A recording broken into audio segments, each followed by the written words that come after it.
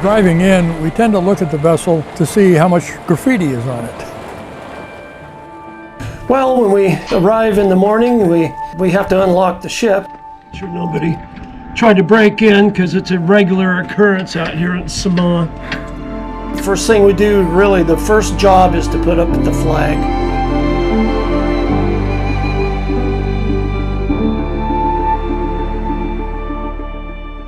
There's about 6 of us that come on a regular basis, twice a week, and we are its caretakers, and we're trying mightily to do a good job at that. So we don't get a lot of notoriety in this area because it's too far out in the middle of nowhere. It's definitely a labor of love. It's something that we get together and as a group, we don't want to see this thing go away, and we don't want to see it rust into nothing. We definitely don't want to see it cut up for scrap. So we're doing all we can to promote the longevity of the boat and to make sure it's saved. We want to turn it into a museum, ultimately, and allow people to come on board, have functions on board, also to use it as a meeting place for other veterans. And we should be able to concentrate on the bow next week. Okay. Because the weather's supposed to be. We unlock all the locks, and we sit down and talk about the boat, talk about what we want to do.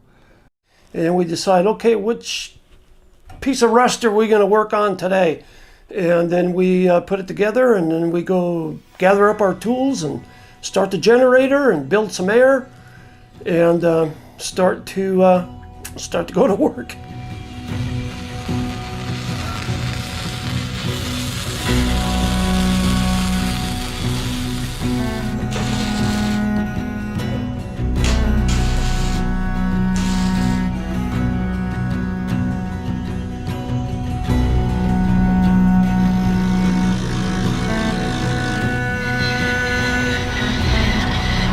You know what? It's most effective when you're skimming, instead of the straight up and down rattle. And it just gets in there. It just knocks the crap out of it.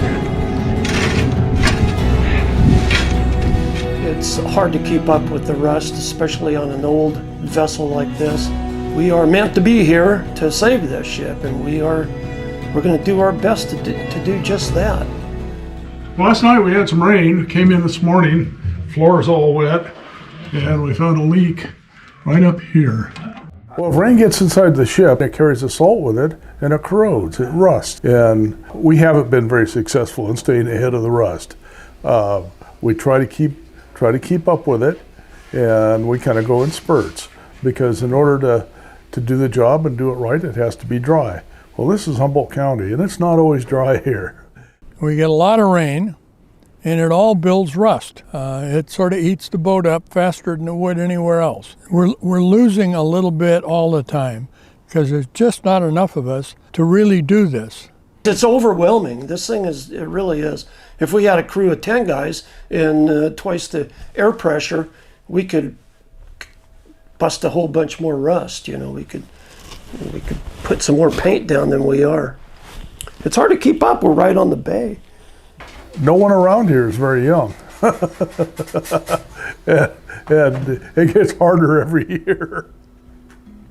You know, the reason we don't give up on this ship, even though we're not even keeping up with it, is that we care about this vessel.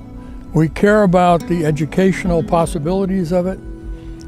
We care that it has a history that's interesting, and it's partially a local history. It's a long shot. I know it's a long shot, but that isn't going to stop us because the mission is to save the ship. And if we don't, they're going to cut it up in little pieces, which would be a travesty for sure. But honestly, no ship deserves to be high and dry on land like this. This thing needs to be in the water. That's what this thing was built to do. We can get a new bottom on this thing and refloat it. It would be like a dream come true.